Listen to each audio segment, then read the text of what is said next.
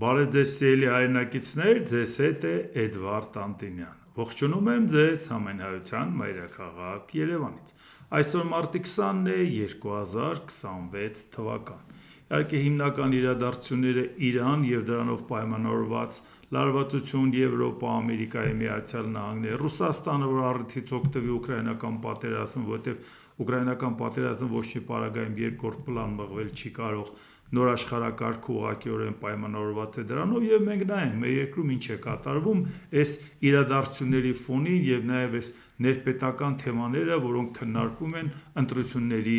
նախաշեմին։ Եվրահանձնաժողովի նախագահ Ուրսուլա ֆոն դեր Լեյենը լիովին բացառել է Եվրամիության երկրներին ռուսական գազ գնելու թույլտվությունը, նույնիսկ եթե Եվրոպայում էներգապաշարների ֆիզիկական պակաս լինի, որը կհանգեցնի էլեկտրաէներգիայի անջատումների։ Մենք ունենք հստակ նպատակ եւ հավատարիմ ենք մեր նպատակին։ Մենք շարունակելու ենք մեր էներգետիկ հատվածի վերափոխումը, այն փոխադրելով կանաչ եւ Եվրոպայում արտադրվող էներգիայի, ասել է Եվրահանձնաժողովի նախագահը։ Իհարկե սա էլ է պայմանավորված Իրանի հետ կապված զարգացումներով, արաբական երկրների հետ կապված զարգացումներով, փոխադարձ հարվածներով, նավթահանքերին, նավթավերամշակման գործարաններին, գազի հետ կապված համակարգերին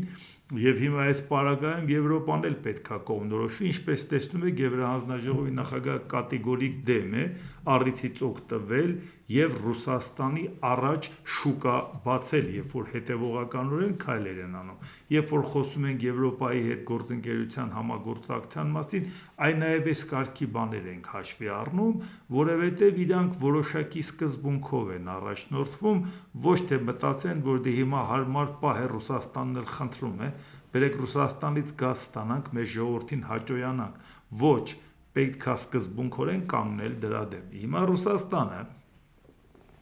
ինչ է ասում Ռուսաստանի նախագահի մամուլի քարտուղար Դմիտրի Պեսկովը, եվրոպացիները շարունակում են կրակել իրենց ոտքին, ավելի ստույգ իրենց ընտրողների ոտքին, մեկնաբանելով Եվրահանձնաժողովի նախագահ Ուրսուլա ֆոն դեր Լեյենի հայտարարությունը ռուսական գազի գնումների վերաբերյալ։ Մի հարց, բա դուք համարում եք, որ Եվրոպան կանգնած է Ուկրաինայի թիկունքին,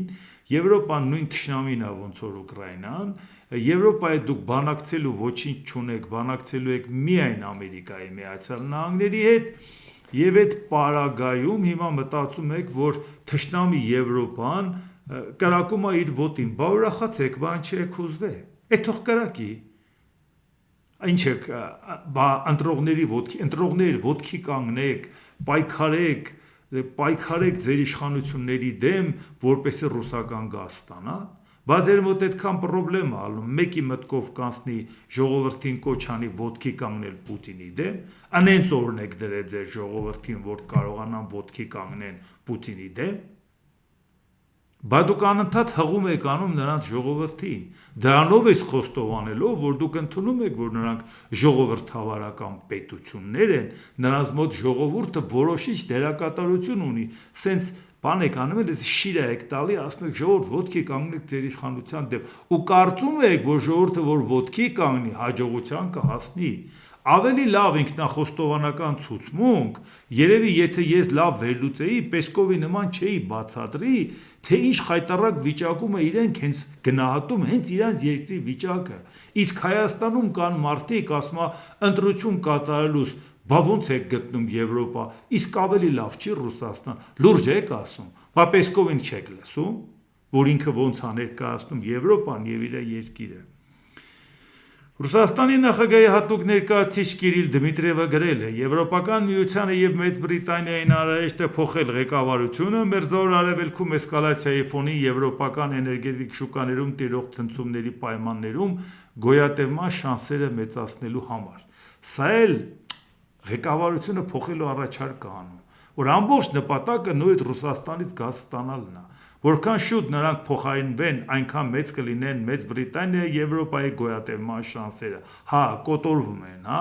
փրկելու տարբերակ եք առաջարկում ձեր գազով։ Բա հեգնում էիք, ասում էիք, գազը հեսա կսառեք, ինչ գին ուզենք կդնենք, ինչ ուզենանք կանենք, հենց գիտեիք 2022 թվականին արդեն առաջի ձմեռը Եվրոպան թևաթափ էր ելնելու։ մի խինդ ու ծիծաղ էր, բա հիմա այն չեք տենց յալվարենգել, որպեսի ձեզանից գազ ստանան։ Դմիտրիևը նաև կոչ է արել ռուսատյաց տրամադրված բրիտանացի և եվրոպացի բյուրոկրատներից պատասխանատվություն պահանջել իրենց սխալ որոշումների և սեփական սխալները չընդունելու ու չուղղորդելու անկարողության համար։ Նպատակները ո՞րն է, թող տան իրար սպանեն, թող էս անեն, քայքայվեն, դուք էլ ուրախացեք, չէ, այդ ուղղակի դուք ասում էիք, որ սանկցիաները ձեր վրա որևէ ազդեցություն չունի, դուք տեղական արտադրությունը կզարգացնեք, մեկ էլ դուք շատ տեղ ունեք ձեր գազը իրացնելու, նավթը իրացնելու, խնդրեն որ տակ, բայց այն չէ այսօր ունենք է։ Հայաստանը մեր մարդիկ կան, որ ասում են, եթե մենք ինչ որ մի բան ասենք Ռուսաստանին դուրս չգա, ինքը կվերանա իր պայմանագիրը, խնդրում է որ իր ապրանքը առնեն։ Պատերազմը Ուկրաինայի հետ, Ուկրաինային ասում է լավ, պատերազմը պատերազմով, բայց այն թողեք այս նավթն ու գազը ծախենք, արի մի քիչ առևտուր անենք իրար հետ։ Այդտենց ոնց կլի, հասկացանք, կռիվը կռիվ, հասկացանք։ Այդ Ռուսաստանը պետք է հրաժարվի մենակ նրա համար, որ դու որոշում կայացնես, որ մեր գործընկերությունը Եվրոպայի հետ է, տեսնում եք որ դա տենց է։ Հիմա նայենք Միացյալ Նահանգներում ինչ է կատարվում, որը որ ուղղակի առնչվում է մեր տարածաշրջանին։ Երբ լրագրողը Սպիտակ տանը Ճապոնիայի վարչապետ Սանե Տակայիչիի հետ հանդիպման ժամանակ Դոնալդ Թրամփին հարցրել է, թե ինչու նա դաշնակիցներին օրինակ Ճապոնիային չի տեղեկացրել Իրանին հարվածելու իր մտադրության մասին, ԱՄՆ նախագահը պատասխանել է. Գիտեք, երբ մենք պատերազմ ենք սկսում, ամեն ինչ անում ենք և ոչ մեկին չենք ասել, քանի որ ուզում էինք նրանց անակնկալ մատուցել։ Ով է ավելի լավ հասկանում, թե ինչ է անակնկալը, քան Ճապոնիան, ինչու դու ինձ չպատմեցիր Փերլ Հարբորի մասին։ Լավ, հավելել է Թրամփը։ Այսինքն Թրամփը խոստովանում է, որ իր դաշնակիցներին չի ասել, որ հանկարծ ինֆորմացիայի արտահոսք չլինի և որպեսզի հանկարծակի բերի Իրանին։ Այսինքն հերթական անգամ սա արդեն երկրորդ դեպքն է, Միացյալ Նահանգները հայտարարում է, որ մենք բանակցում ենք զգոնությունը բթացնենք, հանկարծակի հարվածենք։ Այն ինչ որ դա Պուտինի ծրագիրն էր, ոնց որ ինքը ամեն ինչ անում էր, որ հանկարծակի բերեր Ուկրաինան 3 օրում գրավելու համար, ու տենց 5-րդ տարին է 3 օրում գրավում է։ Այսինքն նույնիսկ խոստովանելով այդ Ամերիկայի Միացյալ Նահանգների նախագահի խոսքը սենց չի կարելի մանրացնել։ Հա գիտեք, մենք տենց ճարպկություն էինք անում, էլի, բանակցում էինք, հանկարծակի էինք բերել, մեր գործընկերներին ոնց կարող էինք ասել։ Իհարկե խոսքը այնց պարզ է, հումորով է, որ ասում է, բա ինձ ինչի չասեցիր Փիրլ Հարբորի հարձակելու մասին, որովհետև Փիրլ Հարբորին ճապոնացիները հարվածել են 1941 թվականի դեկտեմբերի 7-ին, իսկ Դոնալդ Թրամփը ծնվել է 1946 թվականի հունիսի 14-ին։ Այսինքն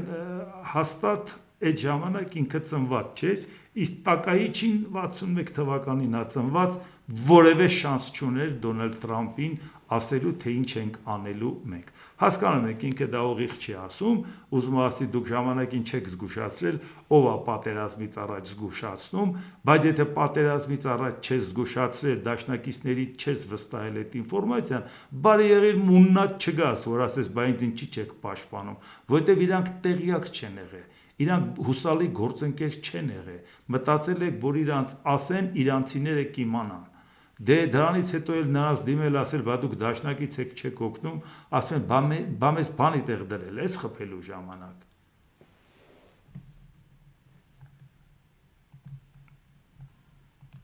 Իհարկե Փիրլ Հարբորի մասին, որ ասենք ասվում է, ուղղակի հիշեցի ասեմ, որ Ամերիկայի Միացյալ Նահանգների նահանգ, որպես այդպեսին Փիրլ Հարբորը դարձել է որպես 50-րդ նահանգ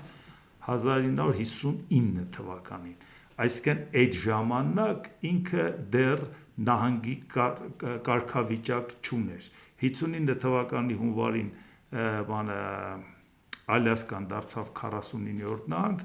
իսկ ավելի ուշ դարձավ 50-րդ նահանգը Հավայան կղզիները։ Այդ ժամանակ ուղղակի Միացյալ Նահանգների այդ տարածքները օկուպացրել էր, այսինքն արդյունքում դա կոչվում էր որպես Միացյալ Նահանգների ինքնակառավարվող տարածքներ։ ուզում եմ ասեմ, որպեսզի մարդիկ հաշվի առնեն, որ այո, նահանք չի եղել, բայց Ամերիկայի Միացյալ Նահանգները համարում է, որ դա իր տարածքն է, որովհետև իր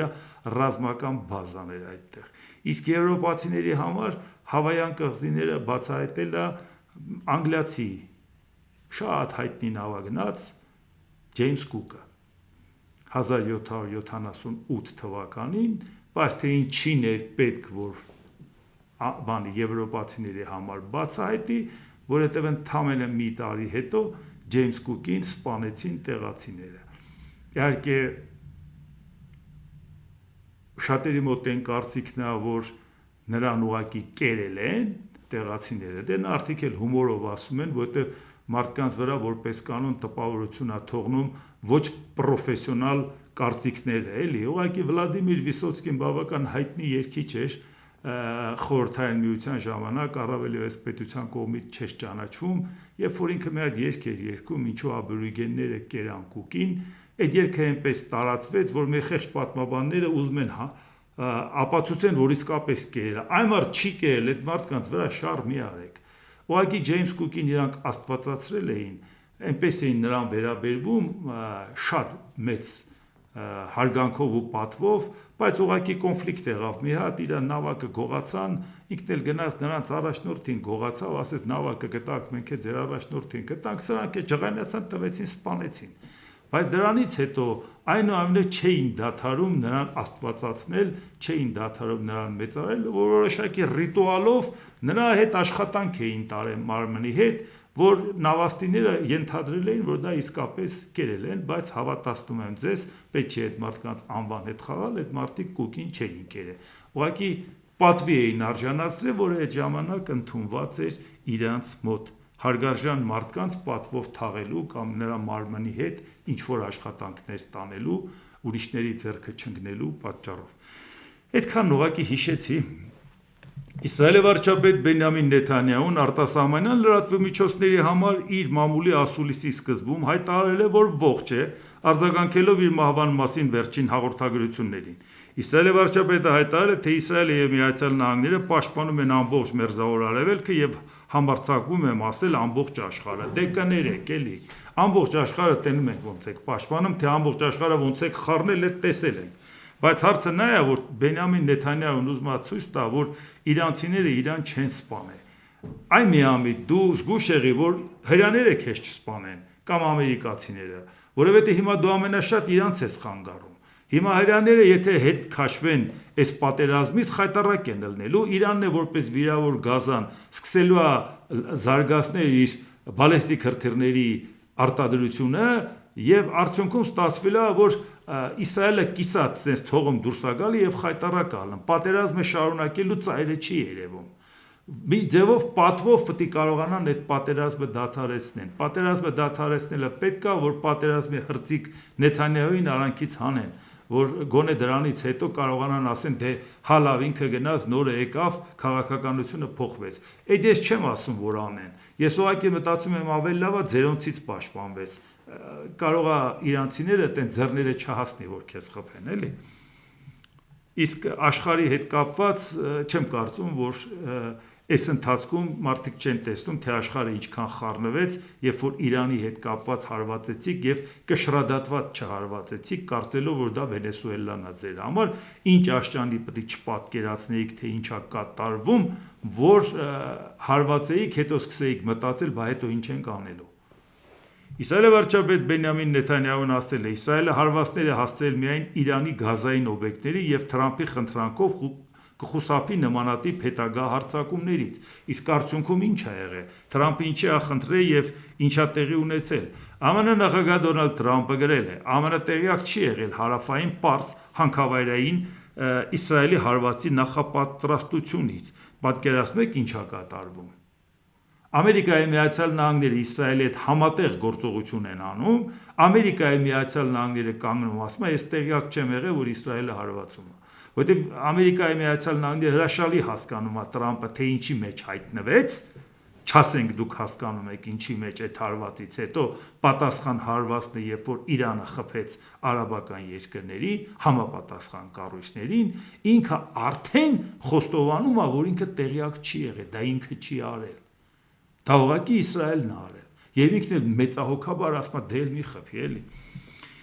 Իսրայելը վրդովված մերձավոր արևելքի իրադարձություններից հարված է հասցրել Իրանի հարավային Պարս գազային հանքավայրին։ Հարձակումը տեղի է ունեցել միայն սահմանափակ հատվածում, ընդ որում Միացյալ Նահանգները տեղյակ չի եղել դրա նախապատրաստման մասին, իսկ Քաթարը որևէ առնչություն չի ունեցել միջադեպին եւ չի կասկածել դրա մասին։ Իսրայելն այլևս չի հարձակվի այս չափազանց կարևոր եւ արժեքավոր հարավային Պարս հանքավայրի վրա, եթե միայն Իրանը չդիմի անմիտ քայլի եւ չհարձակվի միանգամայն անմեղ երկրի, տվյալ դեպքում Քաթարի վրա։ Այդ դեպքում ԱՄՆ Իսրայելի օգնությամբ կամ առանց դրա ու նրա համաձայնության զանգվածային պայթյուն կիրականացնի ողջ հարավային Պարս գազային հանքավայրում այնպիսի հզորությամբ, որպեսզի Իրանը դեռ չի տեսել։ Ես չեմ ցանկանում արտոնել բնության եւ ավերածությունների նման մակարդակ Իրանի ապագայի համար երկարաժամկետ հետևանքների պատճառով, բայց եթե քաթարական հեղուկ բնական գազի վրա կրկին հարձակում լինի, ես առանց վարանելու միջոցներ կձեռնարկեմ, հայտարարել է Թրամփը։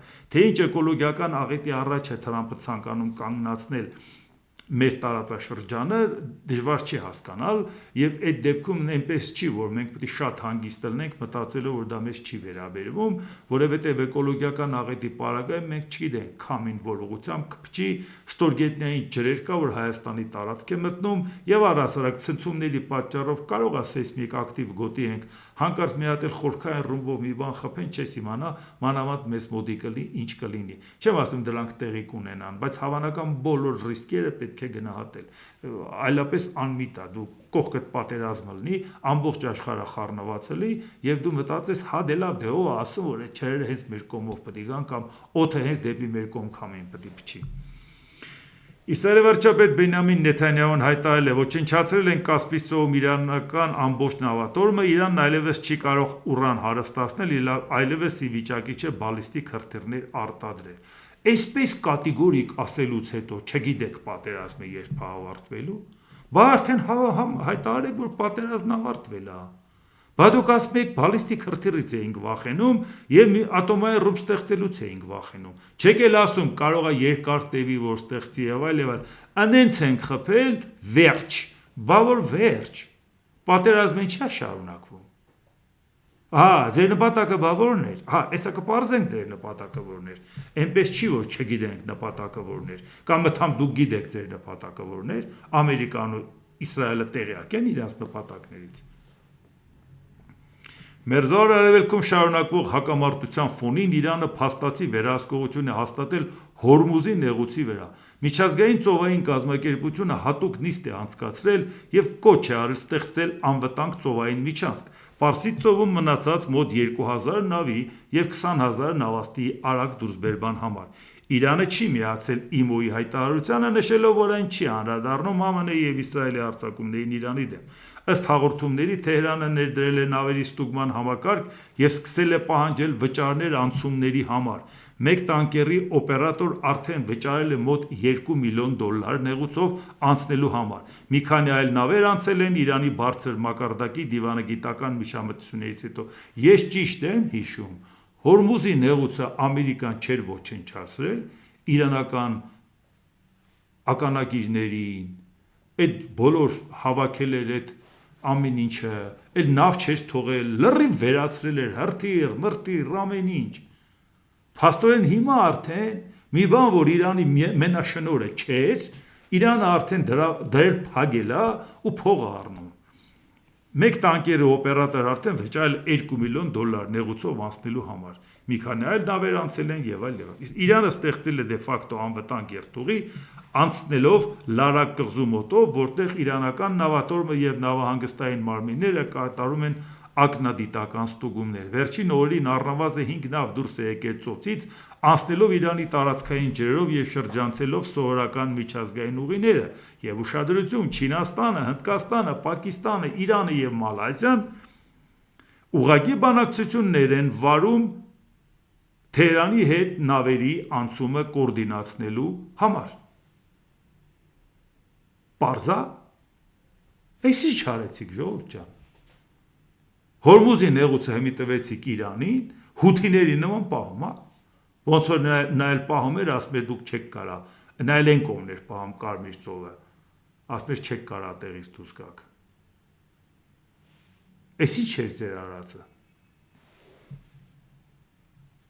ԱՄՆ ֆինանսների նախարար Սկոտ Բեսենթը նախագահ Թրամփին հայտնել է, որ իրանցի պաշտոնյաները երկրից գումար են դուրս բերում։ Մենք տեսնում ենք փախուստներ բոլոր մակարդակներում, նրանք զգում են, թե ինչ է կատարվում, մենք գիտենք, թե որտեղ են նրանք ուղարկում իրենց գումարը։ Մենք կզբաղվենք դրանով եւ կվերադարձնենք այն իրանցի ժողովրդին, ասել է Բեսենթը։ Դե լավ էլի։ Ուրեմն Ամերիկայի Միացյալ Նահանգների նախագահին ասել ես միտեղ փող կա, նավթի դա արգրավի ուղարկի իրար։ Այդ պոպուլիստական բաներն ում համար եք ասում։ Թրամփը փողը տենա, աչքը բաց, կուղարկի կտա ուրիշի։ Խեք խայտարականում այդ մարդու։ Սրանով դուք հաստատ Իրանի սերը չեք շահելու։ Անիմաստ պարզունակ բաներ եք անում, էլի։ Իսկ ուղղակի մենք նայենք, թե Հայաստանում երբևիցե ոնց են արձագանքում այս ամեն ինչ։ Արտաքին հետախուզության ծառայության պետ Քրիստինե Գրիգորյանը պատասխանելով այն հարցին, թե արդյոք Մերձավոր Արևելքում պատերազմը կարող է վտանգել Հայաստանի խաղաղությունը, ասել է. Ռիսկերը գնահատվում են, գործողությունները կատարվում։ Հայաստանի պետական մարմինները շարունակում են իրենց աշխատանքը։ Ով էր կասկածում։ Բայց երբ որ ռիսկերը գնահատվում են, ուրեմն ռիսկեր կան, չէ՞։ Բառաչի օրը, որ Իրանին հարվածել էին, այդ ռիսկեր գնահատողներ, ինչով եք զբաղված։ Բայց այդ ռիսկերը մենք էինք գնահատում, իրար հետ միասին։ Մարդիկ գրում էին, զանգում էին, ասում էին, այս հարցին էլ անդրադարձեք, այս հարցը հասկանանք, ինչ հավանական զարգացումներ կլինի, ռիսկերը դուք եք գնահատում։ Բայց ուրախ ավտոբուսում ինչ էիք անում, որ իմացաք, որ Ամերիկան ու Իսրայելը Իրանին խփել են։ Ծափուտի ծաղով ասում եք, Ժողովուրդ ջան, մեզ չի վերաբերվում, մեր մոտ խաղաղություն է։ Հետո նոր գլխի ընկակ էս ինչա կատարվում, որ այ մարդ կարող է այդ խաղաղությունը այդքան էլ խաղաղ չի։ Գլուխներս գովում ենք, բայց կարող է ճանապարհներ փակվեն, կարող է վտանգներ լինեն, կարող է էկոլոգիական վտանգ լինի, կարող է մարդկային հոսք լինի, ամեն ինչ հնարավոր է լինի։ Դրանից հետո վրա անվտանգության խորհրդի նիստ էի անում։ Բաուրախ ավտոբուսում Արարատ Միրզոյանը երջանկացած ֆրֆռում էր։ Հետո գլխի ընկավ, որ պետք է գնա Օման, մի հատ ճշտի արաբական երկրներում ինչա կատարվում, մենք ինչ ենք անելու, արաբական երկրների Հայաստանի դեսպանների հետ հանդիպի, գնահատեն իրավիճակը։ Բայց ուրախ ավտոբուսում այդ մասին չգիտեիք։ Ժողովրդին էլ ասում եք, դե հանգստացեք էլի, չեք տենում, մենք ձեզ խաղաղություն ենք բերել։ Իսրայելն ու Ամերիկան Իրանին խփում են, մեզ չեն խփում, ուրախացեք ժողովուրդ ջան։ Բա որ այդ ամեն ինչը տենց ուրախալի էր, բան չի ասես տխուր, խառնվել եք իրար, ռիսկեր եք գնահատում եւ այլ եւ այլ։ Ես ուզում եմ պետության ղեկավարության պատասխանատվության մասին մի բան ասեմ, էլի, երբ որ մի դեպք կատարվում է, մեկ էլ ասում են, այսինչ ղեկի ղեկավարը, ասենք հարևան երկրին հարվածել են, իրանց ուղղակի վտանգ չկա։ Դադարացրեց արձակուրդը վերադարձավ, մարդիկ ասում են, ահա, եկել է հիմա բան կան, չգիտեն նա ինչ է անելու։ Բայց տեսեք, արտասահմանյան շրջագայություն էր, պաշտոնական այցով գտնվում էր մի երկրում, իմացավ, որ մի բան է տեղի ունեցել իր ռեգիոնում, դադարեցրեց հանդիպումը, հետ եկավ, ասում են, էս ինչ էր էլի սենց, մարդը եկավ, որ տեր կանգնի, տեղում լինի։ Հայտնի մի հատ իրադարձություն էր, Եվգենի Պրիմակովը 1999 թվականին թռնում էր Վաշինգտոն, այդ ժամանակ ինքը Ռուսաստանի վարչապետն էր։ Բավական հայտնի մարդ էր, ակադեմիկոս էր, ժամանակին դեպարտ անվտանգության ծառայությունում աշխատել էր, կառույցել էր, ղեկավարել, համենայն դեպս ինքը շատ հեղինակավոր մարդ էր։ Եվ այդ մարդը արդեն հասնում էր Վաշինգտոն, ճանապարհի Նյուֆաունդլենդի մոտ դե ուղիղ չեն թռնում, վերևով են գալի, Կանադայի կողմով են գալի, Նյուֆաունդլենդի մոտ արդեն բան եղավ, ինֆորմացիան եկավ, որ 99 թվականի մարտի 24-ին ՆԱՏՕ-ի զորքը խփում է Հարավսլավիային առանց ՄԱԿ-ի համաձայնության։ Դժվար չէր Պրիմակովին իմանալ, որ ՄԱԿ-ը չի համաձայնվել, որովհետև Ռուսաստանը ՄԱԿ-ի անվտանգության խորհրդի մշտական անդամ է։ Եվ ինքը օդում ասեց, շրջվում ենք, հետ ենք գնում։ Եվ մինչև այսօր պատմում են Պեյմակովի հանգույցը, Պետլա Պրիմակովը, որ այդ տեսեք ու նաև քննարկում են, իսկ ինչ տեղի ունեցավ այդ որոշումը ոնց կայացվեց, Ելցինի հետ ինքը համաձայնեց, ասում են ինչ Ելցին, մինչև Ելցինի հետ ճշտեր, նայել Քեֆելով, մինչև կարողանար բացատրեր Ելցինին թե ինչ ա կատարվել, արդեն ինքնաթիռը կիչներ, այնտեղ արդեն օդանավակայանը իրան էին սպասում։ Այդ ձևով են ցույց տալիս պետական այրը ինչպես է վարվում, ինչպես է որոշում կայացնում, եւ դա մինչեւ այսօր հիշում են, որ եթե դու առանց մեզ հետ համաձայնեցնելու հարված ես հասցրել, ես օդում կպտտվեմ, հետ կգնամ, նույնիսկ եթե օդանավակայանում գորգերը փռած ինձ եք սպասում։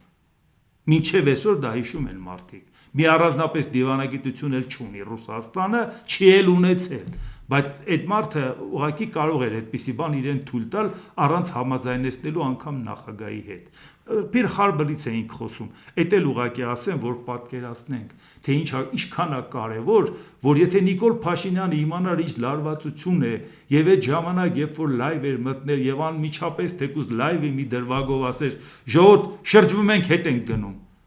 Ինչ որ բան է կատարվել։ Հետո ասեր լայվը անջատեք ու սկսեր հանձնարարություններ տալ, կապ չունի, որ հետ կգային կառավարություն եւ կասեին լավ են պերաշկիները, որ առլենք հոչի փչանալու, բերեք կառավարությունը իրար հետ ուտենք, բայց գոնե ժողովուրդը կիմանար, որ իշխանություն ունի, որը լսեց հարևանին հարվածել, հավանական մի 10 քայլ մտածեց ու ասեց շրջվեք, այդ ավտոբուսի շրջվելը արժեր ու բոլոր քարոզարշավները միասին վերցրած, որ կասեին մենք երկրի ղեկավար ունենք, որը օդում քարոզարշավը կանգնացրեց եւ հետ դարձ գնանք ճշտենք, թե ինչա կատարվում մեր հարևանի հետ, այդ ճունքում ինչ կարող է լինել մեր հետ։ Ես պատահական չի, որ այս բաներն ասում եմ, որպեսզի մարդիկ հասկանան, պետք չի մարդկանց ասել, դե ուրախացեք էլի մեզ չեն հարվածել, որպեսզի ապացուցեք, որ դուք ասելիք ու անելիք չունեք, քայլ չունեք անելու։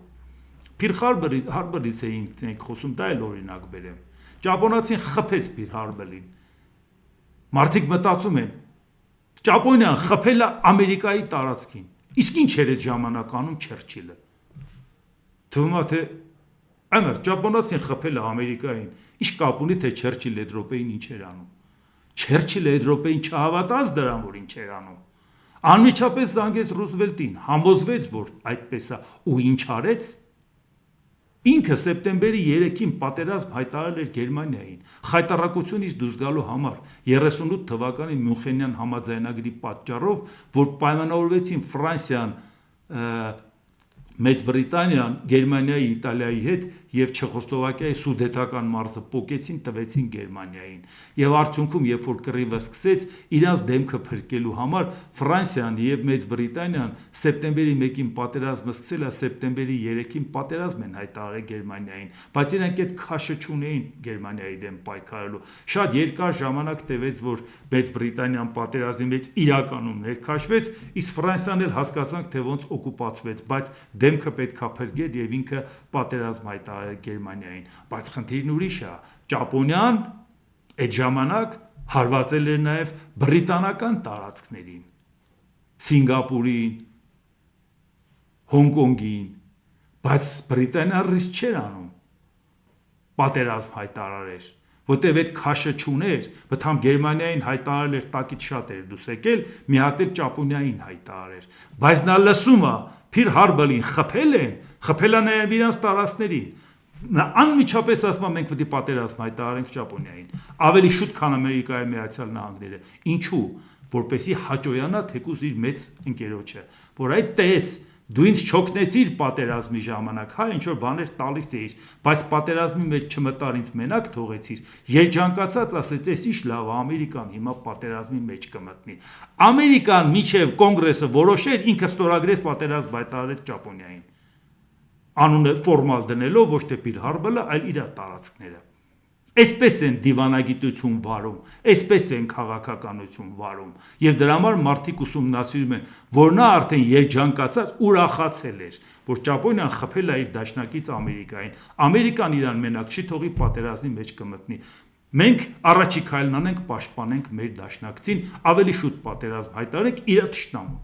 Բայց հալ չուներ, որ ինքը իր համար հայտարարեր, երբ որ Իրան էին խփել։ Պարզապես արդեն հասկացավ, որ Ամերիկան խաղի մեջ է մտնելու։ Չեմ ասում մենք որևէ մեկին պատերազմ հայտարարենք կամ որևէ բան անենք։ Առհասարակ ես ասել եմ, որ պետք է շատ զգուշ լինենք եւ չեզոք դիրք գրավենք, երկուսի դեպքում էլ շատ վտանգավոր է այս ամեն ինչը։ Ես ուղղակի օրինակ բերեցի, որ ցանկացած երկրի ղեկավար ցանկացած պարագայում պետք է ռիսկերն էլ գնահատի։ Այդ ռիսկերը գնահատելուց հետո որոշում կայացնի եւ ժողովուրդն էլ վստահ լինի, որ իր երկրի ղեկավարը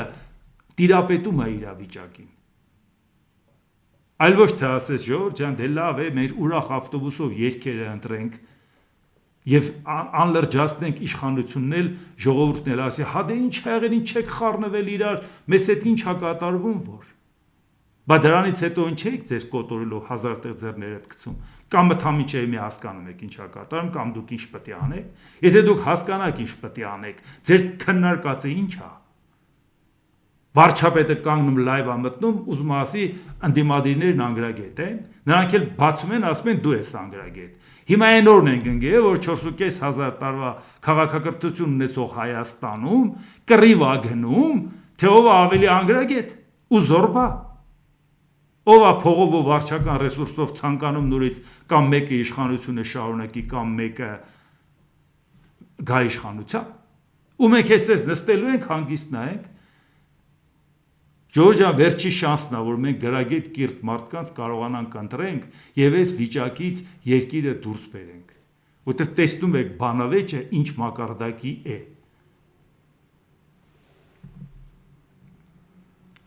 Իրանի արտգործնախարար Աբբաս Արաղչին հայտարարել է. «Մեր ենթակառուցվածքների վրա Իսրայելի կողմից իրականացված հարվածներին արձագանքը մեր ուժերի միայն մի փոքր մասն էր։ Զսպման միակ պատճառը լարվածության թուլացման կոչերի նկատմամբ հարգանքն էր։ Եթե մեր ենթակառուցվածքների վրա հարձակումները կրկնվեն,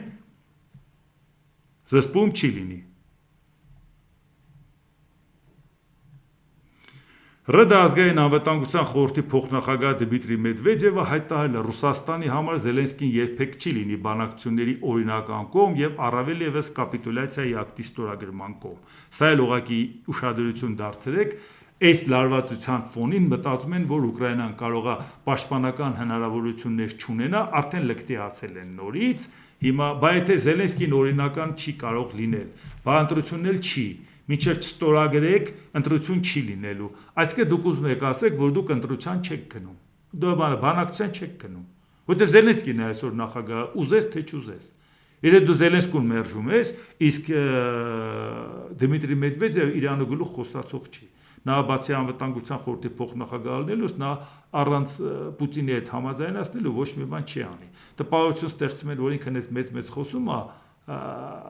բայց իրականում ուղղակի իր բերանով տենց խոսում են։ Էս էլ ուղղակի մենք նայենք։ ԱՄՆ նախագահ Դոնալդ Թրամփը հաստատել է, որ կարող է Պենտագոնի համար $200 միլիարդ նոր ֆինանսավորում խնդրել, այն անվանելով փոքր գին զինված ուժերին Իրանի հետ պատերազմելու համար անհրաժեշտ ամեն ինչով ապահովելու համար։ Թրամփը սակայն նշել է, որ խնդրանքը կներառի ոչ միայն այն, ինչ անհրաժեշտ է Իրանի հետ պատերազմի համար։ Մենք ուզում ենք լինել լավագույն վիճակում, որում երբևէ եղել ենք։ Սա փոքր գին է, որը պետք է վճարել մեզ լավագույն վիճակում պահելու համար, ասել է ԱՄՆ նախագահը։ Այսինքն այդ 200 միլիարդի մասին է, որ կասկածում են, որ կարող է համաձայնվի կոնգրեսը, բայց եւ միևնույն ժամանակ հասկանում են, որ այդ 200 միլիարդով կարող է չպրծնեն, Թրամփն էլ է ասում, որ դա ամենանվազագույնն է, որ պետք է արվի, շատ ավելի լուրջ ծախսեր պետք է արվի, այս այն իշխանություններ, որը խոստանում է ժողովրդին, մտածենք մենակ Ամերիկայի մասին, հետ քաշվենք, մեկուսացման քաղաքականություն վարենք, որ ասում ենք, այս ինչից է խոսում այս մարդը, ինչ մեկուսացման քաղաքականություն Ամերիկայի պարագայում, խաղաղության Նոբելյան մրցանակի համար պայքարենք, եւ մեկ էլ հիմա տեսնում եք հակառակ ռեակցիա, որտեղ հասկացավ այդ ամբողջը տերը տալուց հետո տնտեսական քաղաքականության մեջ միայն ձախողումներից հետո, միգրացիոն քաղաքականության մեջ էլ ձախողումներից հետո, որտեղ արդյունքը չի երևում։ Վերահսկողական որոշակի բաներ արել են, որ կարող է վաղը հաջորդը գա, դրական բաներ լինի, երբ որ գնահատենք, բայց ինքը կոնկրետ առարկայական չհասավ իր ուզածին, այն ինչ որ ուզում էր անել։ Եվ այս պարագայում դեմը ընտրությունները, որ չի ցանկանում պարտվի։ Հիմա արդեն պատկերացնում եք, եւ ծայրն էլ չի երևում, թե ի վերջո ինչ է անելու։ եւ ԱՄՆ-ազգային հետախուզության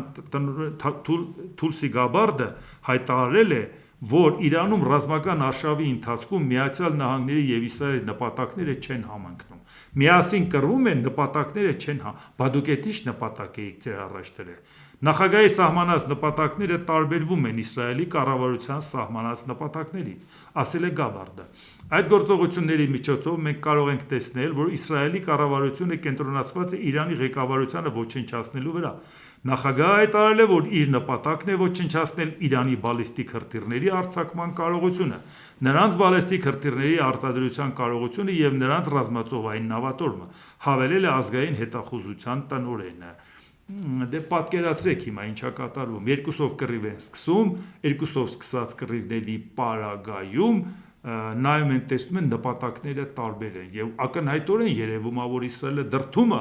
Ամերիկայի Միացյալ Նահանգները հանկարծ չգնա բանակցությունների ճանապարհով, հանկարծ չգա այն վիճակը հասնի, որ Միացյալ Նահանգների վրա որևէ ճնշում լինի նաեւ երկրի ներսում, կոնգրեսի կողմից կամ որևէ այլ տարբերակներ հասարակության կողմից եւ որի պատճառով Դոնալդ Թրամփը փորձի հետ քաշվել, ամեն ինչ անում է Նեթանյահուն, որ սրի իրավիճակը, դրա համար արդեն նույնիսկ Միացյալ Նահանգների պաշտոնյաները չեն թաքցնում, որ այո, Իսրայելի նպատակը, եթե Ամերիկայի նպատակից տարբերվում է, Իսրայելը իր նպատակները պարտադրում է Ամերիկային։ Դա արդեն երևի չկա մարդ, որը գլխի չի ընկել։ ԱՄՆ պաշտպանության նախարար Փիթ Հեքսեթը հայտարարել է, որ Խարկ կղզում իրանական ռազմական օբյեկտների վրա հարվածները երկրի ճակատագիրը վերահսկելու հնարավորություն են տալիս ԱՄՆ-ին։ Հերթական անգամ իրանք փորձում են գնալ արկածախնդրության, որ գոնե փորձում են այդ կղզու վրա վերահսկողություն սահմանեն։ Իսկ այդ կղզու վրա վերահսկողություն ոնց եք սահմանելու։ Որպեսզի այդ կղզին վերցնեք, բավական լուրջ քայլեր պետք է անեք, այդ ընթացքում ձեզ էլ պատասխան հարվածներ են հասցնելու, Աստված գիտի, թե այդ դեպքում ինչ կարող է տեղի ունենալ, եւ այդտեղից այդ տերմինալը մոտավորապես 90%-ն է իրանական նավթի մշակում եւ վաճառում եւ փաստորեն ուզում ես վերահսկողություն սահմանես դրա վրա, բայց կարող ուղղակի այդ պատերազմի ընթացքում հերիք չտան լրիվ ավիրեք դա, մի հատ էլ պատասխան հարված ստանան արաբական երկրների նավթի հետ կապված խնդիրները եւ հարցը առաջանում արաբական երկրները լավ էլ նեղանալու տեղ ունեն։ Ամերիկան ասում է նավթը մեզ պետք չի, մենք դրանից չենք էլ օգտվում։ Մենք ինչ ենք օգտվում, որ ով որ օգտվում է, թող իրանք վերահսկողությունը սահմանեն։ Մի րոպե։ Օգտվողները ենթադրենք վերահսկողությունը չեն սահմանում։ Բաքու բարեկամ արաբները չեն այդ նավթը վաճառելու։ Դու ոչ թե չես օգնում առնողին, դու չես օգնում ծախողին, որը քո ընկերն է։ Դու քո ընկերոջը մենակ ես թողում, որին ոսկե սարեր ու անդնդախոր կիրճեր եք խոստացել։ Այդ մարդիկ է ֆանտաստիկ ներդրումներ են խոստացել Ամերիկայում։ Բազաներ եք դրել, որ այդ մարդկանց անվտանգությունը պահեք։ Բա դուք պատկերացեք մեր վիճակը։ Մեր մոտ բազա չեք դրել, դու լավ է որ չեք դրել, որտեղ տենում ենք դրածի վիճակը։ Մենք էլ Ամերիկայի համար Իսրայել չենք դառնալու, որ ասենք ոչի, սա աշխարհի հետ ճշնամանանք, կարևոր Ամերիկան մեր թիկունքին է։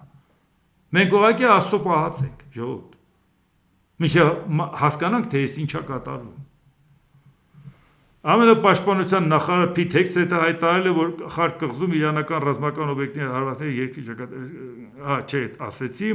Դոնալդ Թրամփը հայտարարել է, ԱՄՆ լրացուցիչ ռազմական կոնտինգենտ չի ուղարկի Մերձավոր Արևելք Իրանի շուրջ Միացյալ Նահանգների եւ Իսրայելի միջև պատերազմի պատճառով։ Ես ոչ միտեղ զորքեր չեմ ուղարկի, եթե ես դա անեի, ձեզ հաստատ չէի ասի այդ մասին, բայց ես զորքեր չեմ ուղարկում։ Մենք կանենք անհրաժեշտ ամեն ինչ իրավիճակը վերահսկելու համար։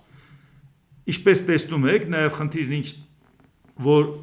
ցամաքային գործողությունը Ամերիկայի համար շատ դաժան տեսք կարող է ունենալ, որտեղ Ամերիկայի Միացյալ Նահանգները ցամաքային, այսեն չէ էլի որ գնաս մի քանի դեսանտ իջացնես, տարածքը վերցնես, լայդ երկրի չափերը նայեք, լայդ երկրի բնակչությունը նայեք, լայդ երկրի ռելիեֆը նայեք։ Դա անարդյունավետ բան կարող է։ Այդ ինչ չափի զորք ես մտցնել, որտեղից ես մտցնելու։ Քանի ցամաքային տեղ ունես, որտեղից քեզ հնարավորություն կտան մտցնես, եւ ինչ կորուստների գնով դա կարող է լինի, եւ ինչ արդյունք կարող է դա ունենալ։ Եվ այս պարագայում արդեն ասում է, չէ, ես նման մտադրություն չունեմ, հասկանալով, որ նման մտադրությունը կարող է կործանարար լինի։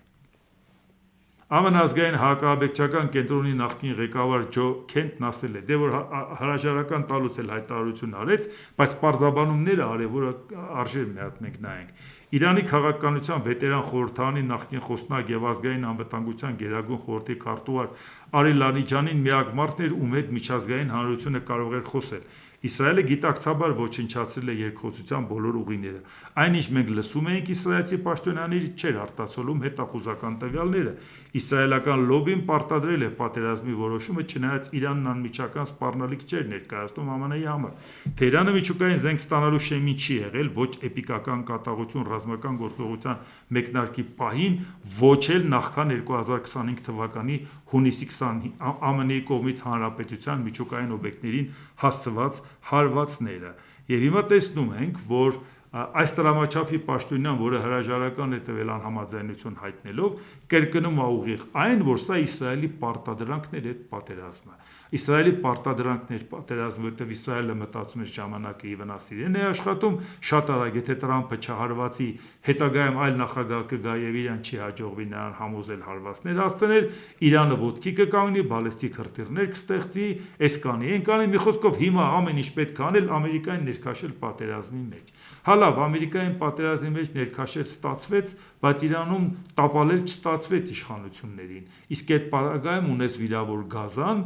եւ այդ պարագայում նաեւ են բազաները, որոնք որ ցույց էր տրվել, որ անվտանգությունը ապահովում այդ երկրներում, փաստը ցույց տվեց, որ այդ երկրներում դա դարձել է վտանգի օջախ։ Այն դեպքում, երբ որ Դոնալդ Տրամփն ասում է ամբողջ Եվրոպան իմ բազաներն է, ես ձեզ եմ պահում, մարդիկ էլ ասում են, եթե արաբների պես ես պահում, ավելի լավ է մեզ չպահես, որտեղ մենք չգիտեինք, որ ամերիկյան բազաների վիճակն այդպիսին է, որ դու չես կարողանում նույնիսկ քո բազան պահես, չենք ասում այդ պետությունները պահես, որտեղ գնացել ես, որ իրանց պահես։ Դու իրանական, որ ասես լրիվ վերացրել եմ, իրանական դրոն չես կարող խփես, բալեստիկ հրթիռ չես կարող խփես։ Դուք պատկերացնում եք մեր վիճակը, ժողովուրդ ջան։ Մենք գերտերություն չենք։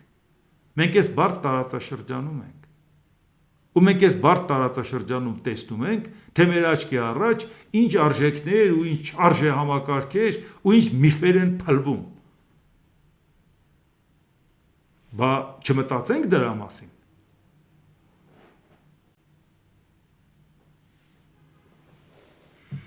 Դրա համար կշարունակենք այս թեմաները, որովհետև այստեղ որևէ մանրում գոյություն չունի։ Կշարունակենք եւ պարտադիր ամենօրյա ռեժիմով մենք իրար հետ կճշտենք, թե ի վերջո ինչ է սպասում աշխարհին, տարածաշրջանին ու մեր երկրին։ Դե ինչ, այսօր այսքանը, եթե հավանեցիք, սեղմեք լայք կոճակը, բաժանորդագրվեք Էդվարդ Անտինյան YouTube-յան ալիքին, սեղմեք զանգակ կոճակը, գրեք մեկնաբանություններ, գրեք հարցեր, դիտեք եւ դատեք ինքներդ։ Շնորհակալություն։